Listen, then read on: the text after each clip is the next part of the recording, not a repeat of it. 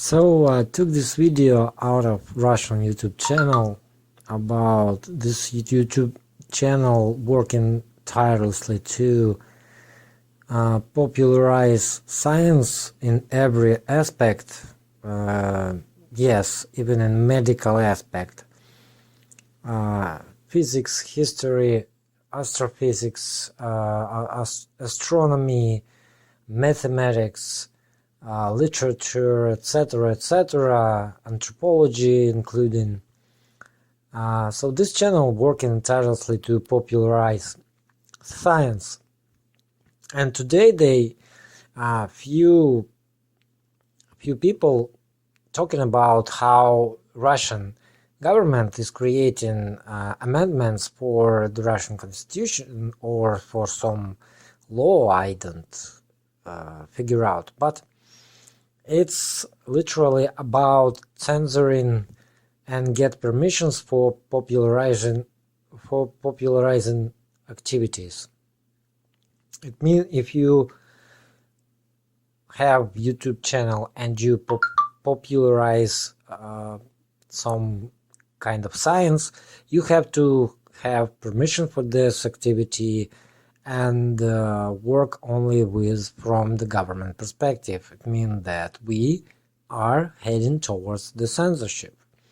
It's just for people who think that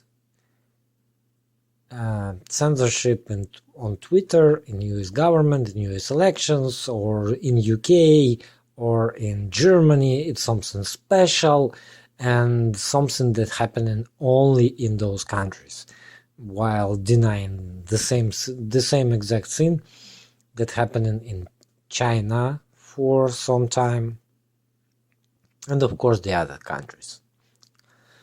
All those countries are capitalist countries. All those countries represent private ownership, free market in some shape or form, individual entrepreneurs involved in business, mid-size, small business, etc.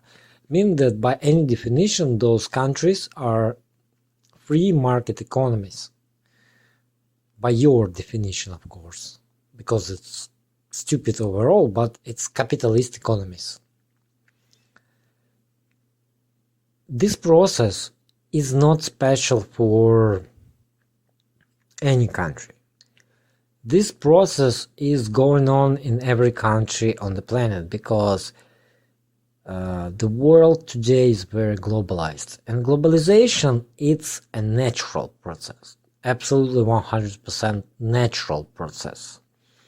As more people on the planet, more ways to interact with each other, it means that world is globalized, which means that simply every other man have connection to every other man on the planet via internet, via traveling, via simply just if we like line all people in one line, put the people in one line, and simply one will say something to another and we will transfer this word through the whole globe. People simply connect with each other, interconnect with each other, etc. Globalization, it's normal process because there is too many people, so they wouldn't be interconnected in global scale, on global scale. But the question is who in charge of this process? When there is capital in charge, capital can't stand the truth, the rights of the workers, freedoms, rights of people overall, etc. And capitalism, capitalist will do anything to suppress the freedom of speech, the free thinking of the people, etc. So everything, absolutely everything that you blame communism for was made by capitalism in one form or another, and sometimes in extreme forms. And never was done by communism, of course. Never. No communist ever denied mistakes that were made. during the course of development of communist ideas. I'm myself not communist, but I'm listening to communists. I'm listening to those any kind of ideological people from the other side, let's say. Democrats, democratic socialists, anarchists, anarcho-capitalists, capitalists, those who support the capitalism, fascists, Nazis, national socialists, etc. It means that I have pretty somewhat clear understanding of what your idea is about. And I said the other side, mention this, because not socialism, which is just first the basic stage of communism, nor communism itself is on the same side of the history of political spectrum as everything that I called, including democratic socialism, Bernie Sanders alike, or I don't know, yesterday I was told that Peronism it's some kind of left-leaning ideology. No, it's not. At best, those ideologies is center, a little bit right of the center, but not left. Not in any shape or form left.